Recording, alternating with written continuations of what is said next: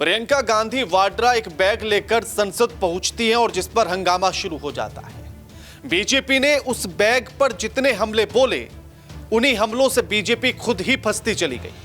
नमस्कार, मैं आपके साथ के राणा, इंडिया 27 देख रहे हैं। कल सोमवार को प्रियंका गांधी वाड्रा संसद में एक बैग लेकर चली गई और जिस बैग पर फिलिस्तीन लिखा हुआ था, जिसके बाद एक हमले बीजेपी ने करने शुरू कर दिए और बीजेपी ने कहा कि आज फिलिस्तीन का बैग लेकर वो आई हैं, जिससे ये पता लगता है कि वो तुष्टीकरण की राजनीति कर रही हैं जो कांग्रेस करती आई है। और इसी को लेकर बीजेपी के तमाम नेताओं ने तो ये भी कह दिया कि फिलिस्तीन के लोगों के लिए तो हमदर्दी है, लेकिन बांग्लादेश में हिंदुओं पर हो रहे अत्याचार को लेकर प्रियंका गांधी वाड्रा आखिर कुछ क्यों नहीं बोलती। और इसी बयान के बाद से बीजेपी खुद ही अपने इस हमले से फंस जाती है। जहां तक गांधी परिवार के सदस्यों का सवाल है, कोई ये नई बात नहीं है। जब से गांधी परिवार नेहरू जी के समय से प्रियंका वाड्रा तक, जब से गांधी परिवार के सदस्य राजनीति कर रहे हैं, वो अपने कंधे पर तुष्टीकरण के बैग को ही लटकाकर चल रहे हैं। कभी भी देशभक्ति लटकाई नहीं है उन्होंने अपने कंधों के ऊपर, उसका भार उठाया नहीं है। उन्होंने हमेशा ही किस प्रकार से हम तुष्टीकरण कर सकते हैं, उसी के बैग को लटकाया है। That is the bag of appeasement. और anyhow this is the reason, ये जो बैगेज कैरी करते हैं, इसी बैगेज के कारण इनकी हार होती है। अब इनको यह समझनी चाहिए। अब एक के बाद एक हमला किया गया और यह कहा गया कि हिंदुओं पर होने वाले अत्याचार को लेकर आखिर प्रियंका गांधी वाड्रा क्यों नहीं बोलती है।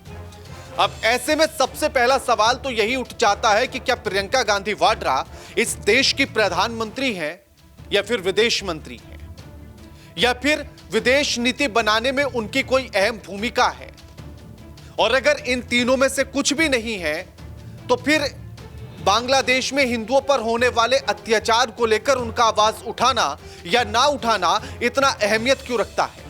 या फिर बीजेपी सिर्फ और सिर्फ इन सारे मुद्दों से ध्यान भटकाने के लिए पूरे विवाद के केंद्र में लाकर प्रियंका गांधी वाड्रा को खड़े कर रहे हैं क्या। अब यह सवाल इसलिए भी है कि लगातार पूरा देश और देश में तमाम जगहों से ये आवाजें उठ रही हैं कि बांग्लादेश में जो हिंदुओं पर अत्याचार हो रहा है, सरकार उसमें हस्तक्षेप क्यों नहीं करती है।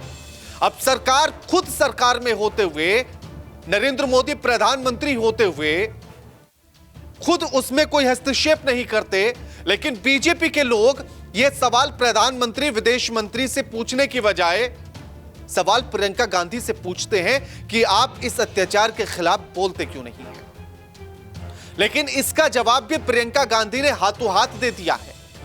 लेकिन उससे पहले इस बात को समझिए कि फिलिस्तीन का बैग जो लेकर वो पहुंची, तो वो कितना सही था। क्या अत्याचार सिर्फ फिलिस्तीन के लोगों पर हुआ? क्या इजराइल के लोगों पर कोई अत्याचार नहीं हुआ?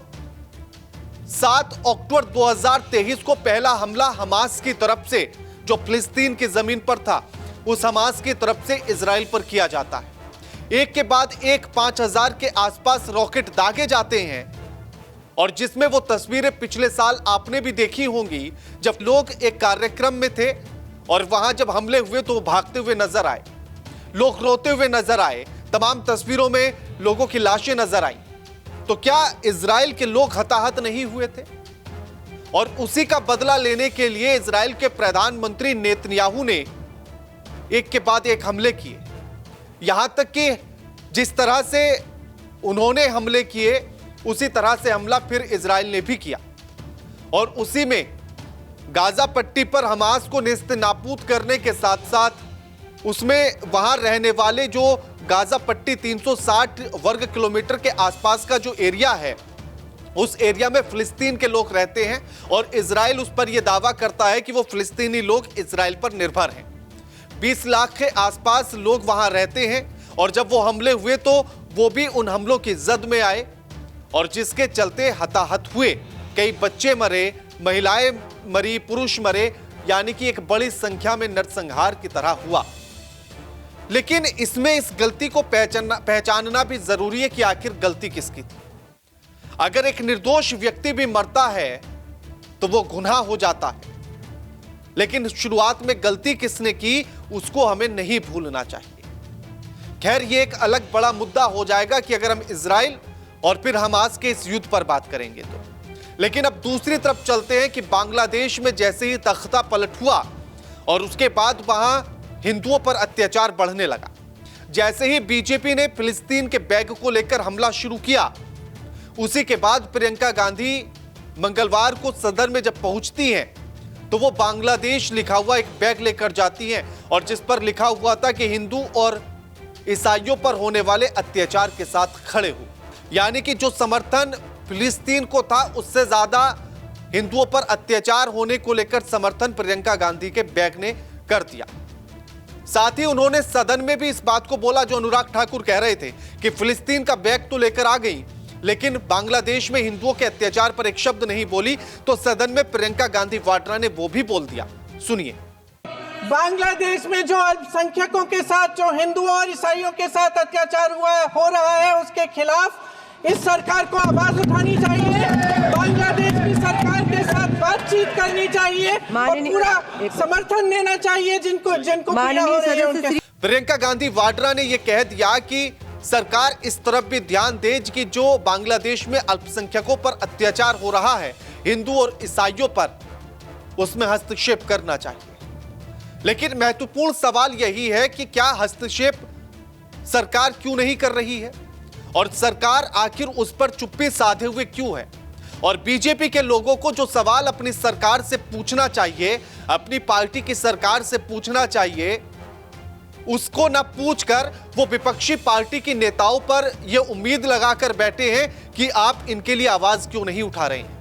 आपकी सरकार हाथ पर हाथ रखकर बैठे रहे और उम्मीद आप विपक्ष के नेताओं से करें कि वो हिंदुओं पर होने वाले बांग्लादेश के अत्याचार में अपनी आवाज को बुलंद करें। अगर यही सवाल आप अपनी सरकार से पूछ लेंगे तो शायद वहां होने वाले अत्याचार रुक जाएंगे। अगर सरकार हस्तक्षेप कर देगी तो शायद वहां होने वाले अत्याचारों पर विराम लग जाएगा। लेकिन आप खुद एक राजनीति का हिस्सा हैं और आप खुद उस पर राजनीति करना चाहते हैं, इसलिए उम्मीद सिर्फ विपक्ष पर लगाए बैठे। यानी कि किसी के साथ गलत हो और उस गलत को अगर मैं रोक सकता हूं तो मैं ना रोकूं, लेकिन मैं ये उम्मीद करूं आपसे कि आप उस पर क्यों नहीं आवाज उठा रहे हैं, जबकि उस पर मैं काम कर सकता हूं, मैं रोक सकता हूं। अब आप ही कमेंट करके बताइएगा कि क्या बीजेपी अपने ही जाल में फंस गई है क्या प्रियंका गांधी वाड्रा पर सवाल उठाकर, और क्या प्रियंका गांधी वाड्रा का आवाज उठाना ज्यादा जरूरी है या प्रधानमंत्री का हस्तक्षेप करना। कमेंट करके जरूर बताइएगा। वीडियो को लाइक कीजिए, शेयर कीजिए और चैनल को सब्सक्राइब करना मत भूलिएगा। नमस्कार।